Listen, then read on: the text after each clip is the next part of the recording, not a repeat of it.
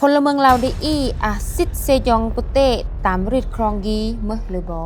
พลเมืองลาวเกแมนสามารถบรรรับสิทธิ์นำใส่ประเทศตามริดครองยอมกฎหมายแล้วเงินไขได้ตายเงินไขในการบรรรับสิทธิ์เซยองปุเตยอมประเพณีกีเมื่อแน่สำหรับเงื่อนไข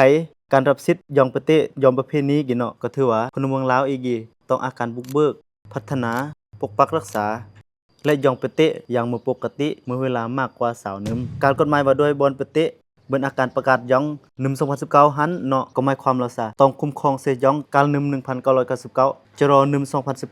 2019โดยอำอาจเอกสารยังยืนการเบือนประเทศกันนี้แต่อาการยังยืนจากองค์การปกครองกุ้งและเจ้าของสิทธิ์ยองประเทศไปเยาะเกี่ยวกับการกุดครอบครองและยองประเทศอย่างต่อเนื่องโดยอำอาจเลาะขัดแย้งหรืออาจเลาะขัดแย้งแต่ก็บ่รับการแก้ไขแล้วเมื่อข้อมูลที่สำคัญเสมอเอาไม่จุดที่ตายแล้วรอดว่า20นึมเนาะการนับ20นึมกีเมื่ออีเริ่มนับเนาะมื้อนี่ตายแล้วผู้ที่เมื่อเจ้าของกันนี่ต้องเมื่อเจ้าของมวยกลตั้งแต่ตุดเลยบ่เจ้าความหมายสาวนึมกีเนาะมันกีก็ถือว่าเบือนกำหนดแล้วซะสาวนึมหมายถึงการบุกเบิกพัฒนาปกปักรักษาและยองประเทศโดยบุคคลขึ้นมวย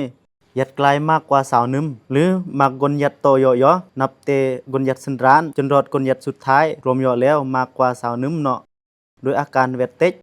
มอบโอนหรือสืบทอดบุญมรดกและอาการยังยืนจากองค์การปกครองกุ้งบนประเทศต่างยัดแล้วคันกรณีอำรอด20นึมได้ตายมืออีจะแต่งเนาะมื้อถ้าว่าอำรอดสาวนึมประเทศกันนี้ต้องได้รับการจัดสรรจากรัฐเนาะองค์การรัฐที่เกี่ยวข้องที่อำนาจในการจัดสรรประเทศกันนี้เพื่อเนื่องซะประเทศกันนี้อำยัดเขตสงวนของห้ามของรัฐเนาะและท่านผู้แยงท่านผู้ห่มยังอย่าดักกันนี่เด้เรามาตึมเบาะเกี่ยวกับสิทธิ์เซยองประเทศสามารถคอมเมนต์กฎหมายยีเบือน